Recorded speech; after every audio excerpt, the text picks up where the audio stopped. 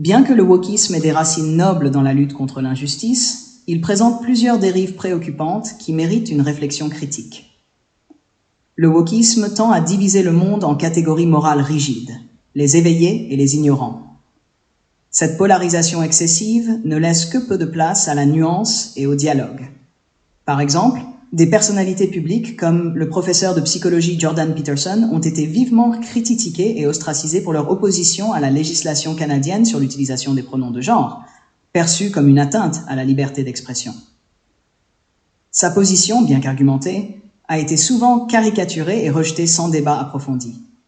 De même, Bret Weinstein, professeur de biologie, a été confronté à des manifestations hostiles et a finalement dû démissionner de l'Evergreen State College après avoir critiqué une journée où les étudiants blancs étaient invités à quitter le campus. Son objection visait la coercition de l'événement, mais elle a été interprétée comme une opposition aux préoccupations des étudiants de couleur, entraînant une polarisation extrême. La culture de l'annulation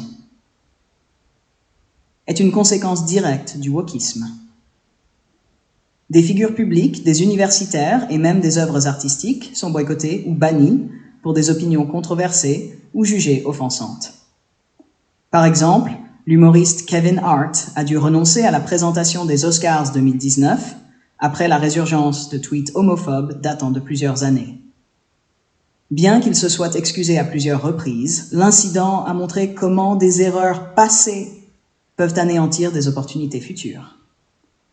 De même, l'actrice Gina Carano a été licenciée de la série The Mandalorian après avoir publié des posts controversés sur les réseaux sociaux. Bien que certains aient trouvé ses propos inappropriés, d'autres ont vu son licenciement comme une réaction excessive qui étouffe la diversité des opinions. Le wokisme pousse parfois à une hypersensibilité où chaque mot ou geste est scruté à la recherche d'offenses potentielles. Cette atmosphère de surveillance constante peut inhiber la liberté d'expression et l'échange d'idées.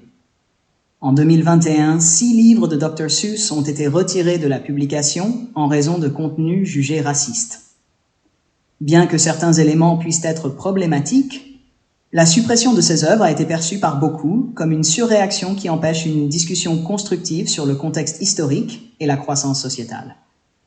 Le concept de microagression a également gagné en popularité, où des remarques ou des gestes perçus comme offensants, même s'ils sont involontaires, sont souvent amplifiés. Cette tendance peut créer une atmosphère où les interactions quotidiennes deviennent source de stress et de conflits, plutôt que de compréhension. Le wokisme peut également remettre en question la notion de mérite en favorisant des quotas ou des politiques de discrimination positive basées sur l'identité, plutôt que sur les compétences ou les qualifications.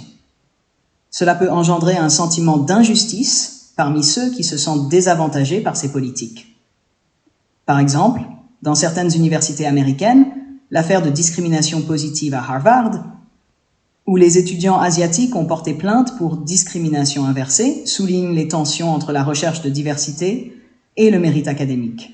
Les quotas basés sur la race peuvent parfois désavantager des candidats hautement qualifiés. Dans le milieu professionnel, certaines entreprises mettent en place des programmes de diversité qui peuvent parfois favoriser l'identité sur les compétences. Des employés pourraient se sentir frustrés si des promotions sont perçues comme basées sur des critères autres que la performance et les compétences, ce qui peut saper la motivation et la cohésion.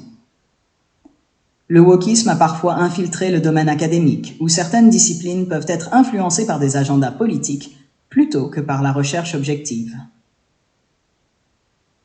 Le scientifique lauréat du prix Nobel Tim Hunt a démissionné après des commentaires jugés sexistes sur les femmes dans les laboratoires. Bien que ses propos aient été maladroits, sa carrière a été brisée sans véritable discussion sur le contexte ou ses intentions. De même, une étude sur les différences biologiques entre hommes et femmes dans les capacités cognitives a été retirée suite à des pressions, malgré des fondements scientifiques. La censure de recherches potentiellement controversées empêche un débat ouvert et une exploration objective des faits scientifiques. Les médias jouent un rôle crucial dans la propagation du wokisme en pratiquant un politiquement correct strict et en évitant les sujets controversés. Cette autocensure limite la diversité des opinions et empêche un débat honnête et ouvert. Par exemple, des médias grand public peuvent minimiser ou ignorer des points de vue opposés sur des sujets sensibles pour éviter la controverse. Cette approche peut conduire à une information biaisée, où seules certaines perspectives sont représentées, marginalisant ainsi des voix dissidentes. De plus, les médias sociaux amplifient cette tendance en créant des bulles de filtre où les utilisateurs sont exposés principalement à des contenus qui confirment leurs préjugés, renforçant ainsi la polarisation et la division. Conclusion. Bien que le wokisme ait commencé avec des intentions louables de sensibilisation et de justice sociale, ses excès et ses dérives posent de sérieux problèmes. La polarisation, l'annulation, l'hypersensibilité, la remise en question de la méritocratie, l'impact sur la recherche académique et le rôle des médias dans la propagation du politiquement correct sont autant de conséquences néfastes qui appellent à une réévaluation critique du mouvement. Pour aller de l'avant, il est essentiel de trouver un équilibre entre la lutte contre l'injustice et la préservation des principes fondamentaux de la liberté d'expression, de la diversité d'opinion et de la méritocratie. La société doit s'efforcer de promouvoir une justice sociale véritable tout en encourageant le dialogue ouvert et la compréhension mutuelle.